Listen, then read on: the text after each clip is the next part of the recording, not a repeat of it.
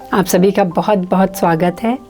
आज हमारे साथ बातचीत में जुड़े हैं शैलेश जी, जो कि DRDO में साइंटिस्ट हैं। तो Indian association of muscular dystrophy के रिहैबिलिटेशन सेंटर में आए सोलन। तो उससे पहले आप कैसा महसूस करते थे और यहाँ आने के बाद क्या आपको कुछ फ़र्क महसूस हुआ अपनी पर्सनालिटी में या व्हाटएवर? एक्चुअली यहाँ IMD आने के पहले मैं ऑलमोस्ट डिप्रेशन के पास था। इसकी कई सारी वजहें थी। एक्चुअली मैं हमेशा से फिजियोथेरेपी करता था और सीरियस फिजियोथेरेपी करता था। फिर मुझे लगता था कि मैं तो 10वीं पास किया, मैं जब यंग था तब से मैं स्ट्रगल कर रहा हूँ और इस टाइम पे मैं चल भी नहीं सकता, मैं कुछ कर भी नहीं सकता और फिर क्या मकसद है जीने का। एक्चुअली उसके ठीक पहले 21 में अप्रैल में मुझे कोविड हो गया। कोविड के लिए मैं 25 दिन ऑक्सीजन पे रहा, 2 महीने हॉस्पिटल में एडमिट रहा और पोस्ट कोविड 4 महीने मेरी आवाज़ ही नहीं निकली। मुझे बोलने में बहुत तकलीफ़ होती थी, मुझे सांस लेने में दिक्कत होता था। मुझे लगता था कि मैं तो सिर्फ स्ट्रगल किया, इसके सिवा कुछ भी हासिल नहीं किया और फिर क्या पर्पस है जीने का। इतना स्ट्रगल के बाद कम से कम एक नॉर्मल लाइफ तो मैं जी लूँ, ऐसा सोचता था मैं। इसके वजह से मैं ऑलमोस्ट डिप्रेस था, मैं किसी से मिलना नहीं चाहता था। मैं सोचता था कि क्यों जीना है, ये सारी बातें सोचता था। IMD आने के लिए मुझे फोर्स किया जा रहा था। मैं कई महीनों से नहीं आता था कि जाके क्या करना है, कोई फ़ायदा नहीं होगा। जब मैं 5 घंटे रोज़ फिजियोथेरेपी करता हूँ, मैंने वॉकिंग प्रैक्टिस के लिए, वॉकिंग के लिए मैंने 6 साल तक रोज़ 5 किलोमीटर चला था मैं। उसके बाद भी जब ये हो सकता है तो ये लोग क्या कर देंगे, ऐसा सोचा करता था। बिल्कुल ठीक सोचा। पर मेरी वाइफ ने मेरे से लड़ाई करा, कैसे भी अपने भाई को बुलाया कि मैं बोलता था मैं जाऊँगा ही नहीं। तो वो लोग कैसे, एक्चुअली मैं आया नहीं था, मुझे लाया गया था हर तरीके से। जब मैं यहाँ आया पहले दिन मुझे सारी चीज़ें ऑड लगती थी, ये क्या कर रहे हैं लोग, क्या मिल जाएगा इससे। ओके, सेकेंड डे या फर्स्ट डे ही इवनिंग एक्टिविटी में सब आपने पूछा मेरे से कि आपको कैसा लग रहा है, सबको कैसा लग रहा है।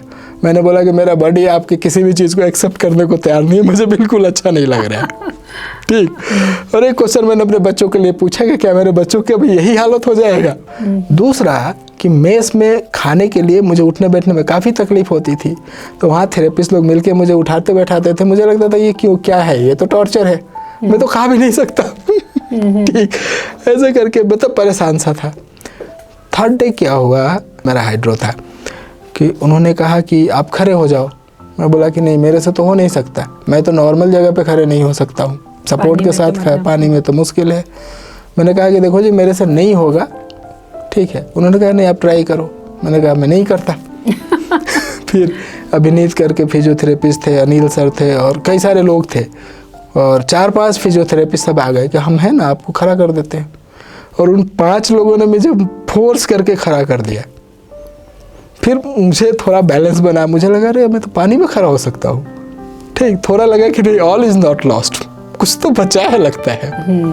नेक्स्ट डे जो अभिनीत फिजियोथेरेपिस्ट थे, वो विजिटिंग फिजियोथेरेपिस्ट थे यहाँ पे, उसने कहा सर हम आपको चलाएंगे। He is 25 years old only, मतलब वो मेरे से काफ़ी छोटे थे, ऑलमोस्ट 20 ईयर्स। हम आपको चला के ही भेजेंगे, आप कुछ भी करो हम चला ही देंगे, आप ना भी चलोगे तो चला देंगे। ठीक। फिर उन्होंने 4 या 5 फिजियोथेरेपिस्ट लोगों को बुलाया, हम आपको गिरने नहीं देंगे, आप खड़े हो चलो। ठीक।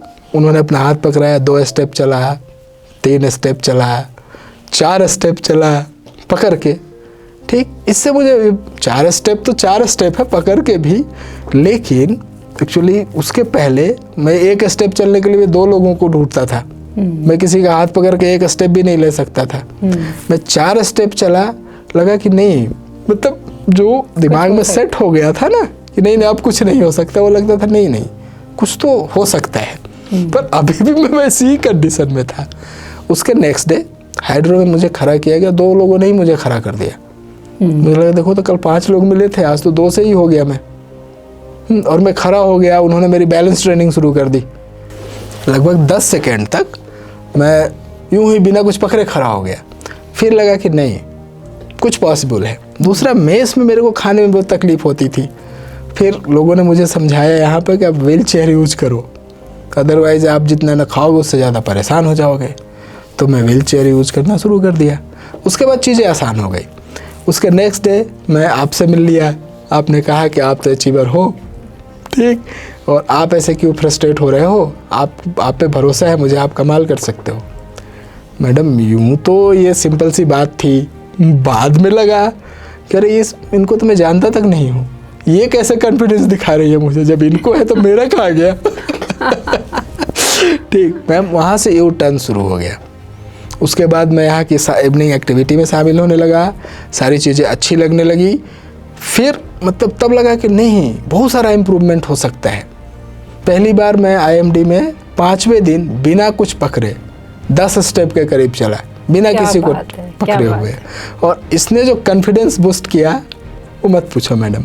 मेरी हंसी, मैं हमेशा खुश रहने वाला आदमी हुआ करता था, वो यहाँ आने के पहले तो वो पूरी गायब थी। एक परेशान आदमी सा रहता था मैं। कॉन्फिडेंस, मैं बहुत ही कॉन्फिडेंट आदमी था ज़िंदगी में। मैं खड़ा होकर चैलेंज करने वाला आदमी हुआ करता था, ये मैंने कर दिया, ये सही होगा। पर मैं आने के पहले वो सारी चीज़ें गायब हो गई थी। तो ये तो मेरा जो है कॉन्फिडेंस, ऑलवेज हैप्पी एटीट्यूड, ये सारी चीज़ें वापस हो गई। सबसे बड़ा अचीवमेंट ये है। क्या बात है, बस यही चीज़ बनी रहेगी आपकी। शैलेश जी, बिल्कुल आपका ये अपना ही इनर स्ट्रेंथ थी जो निकल के आई है। इसमें किसी ने कुछ नहीं किया आपके लिए, आपकी खुद की ही जो अंदर की चीज़ें थी वो बस उभर गई, बाहर निकल आई। तो हमें उम्मीद है कि आप सभी को शैलेश जी की बातचीत से बहुत लाभ मिलेगा और मिला होगा। बने रहिए, अचीवर बने रहिए, कंसिस्टेंटली अपने ऊपर काम करते रहिए, मेहनत करते रहिए, और कोई भी सिचुएशन होपलेस नहीं होती। देखिए शैलेश जी कितनी होपलेस सिचुएशन में से खुद को निकाल कर लाए, क्योंकि ज़रा सी बूस्ट ने उनको वो चीज़ दे दी जो सच में उनकी ताकत थी, जो उनके अंदर ही थी। Thank you so much Shailesh ji for sharing everything with us.